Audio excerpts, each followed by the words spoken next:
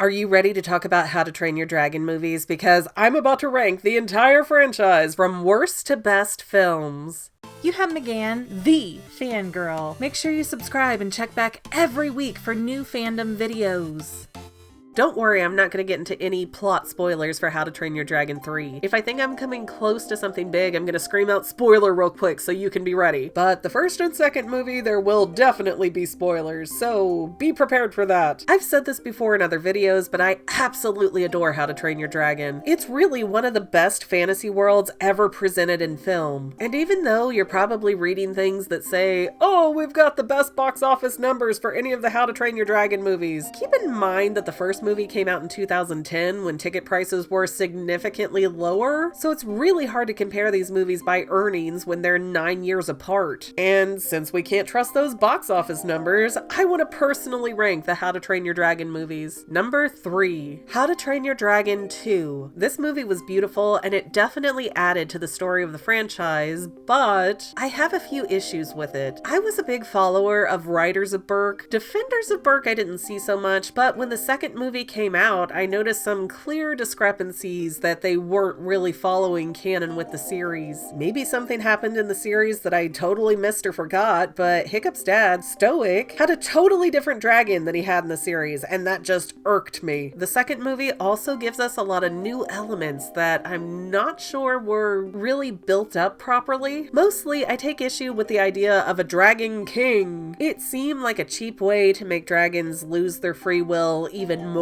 so that Toothless could kill Stoic and not get blamed for it. And then we had the whole situation where Toothless became the king dragon and he could command all the other dragons, which they never really explained how or why that worked, because it wasn't like with a pack of wolves or something like that where they all just follow the leader. Toothless can actually give commands and force the other dragons to listen to him against their own will. It was much more intense than the kind of mind control we saw with the queen dragon. And actually, did the queen even control anyone, or did she just threaten them into subservience? I think it was the latter. Oh yeah, and then there was that big plot point about how baby dragons don't listen to anyone, which not only makes no sense, but the third movie seems to ignore that. And I hate that Stoic finds his wife only to die a few minutes later. Like, let that guy be happy for at least a little bit longer. Valka may not care, but I do. Although I do have to say, if I was ranking this by villains, Drago Bloodfist would be number 1 by a huge margin. He's just horrifying as a character, and I love that about him. Number 2, How to Train Your Dragon 3. Without doing any major spoilers, I really like this movie. I thought it was better than the second one, even though several elements played into the third one from the second movie, so I can see where the second movie was required. But it was a fitting end for this series without being overly sad or dramatic for little audiences. And we get a lot of really good moments with reaction and human condition and jealousy and how the dragons and the people interact with each other. I thought it was really well done. Plus the fact that you could see the peach fuzz on Hiccup's face just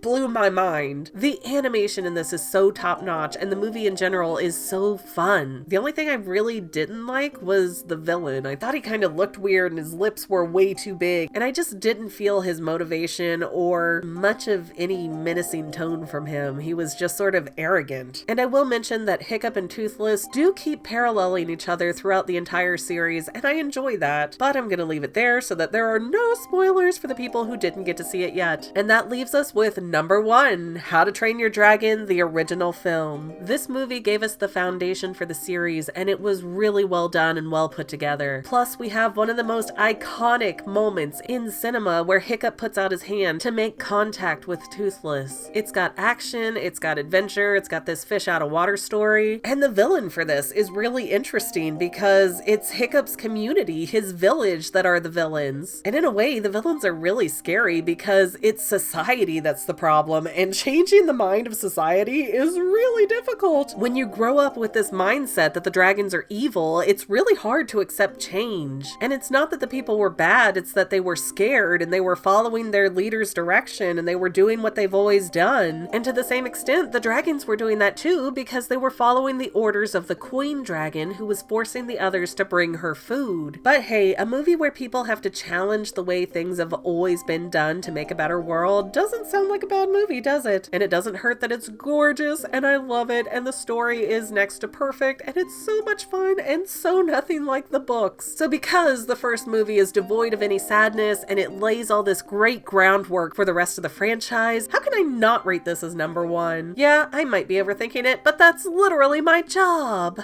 Well, that's all I have for now, but this video's not quite over yet. I get a lot of comments that say, do a theory on this topic, but I've already done those theories. So please consider going to my main channel page and clicking on the video tab so that way you can see everything I've done. You will probably find a lot of things you like that you never even knew that I posted. I want to let you know that I also have two other channels, Say Halo Goodbye Gaming and the Fanily Family Vlogs. Thank you so much for watching, and I hope you enjoyed enough to hit subscribe and share. I can use all the help I can get to let other people know that this channel exists. And if you made it this far, leave me a comment that says something like, hey, I made it to the end, and then let me know what kind of videos you want to see in the future. I can't make any promises, but the more people that request something, the more I can look into it. Okay, well, I love you. I'll see you in the next video.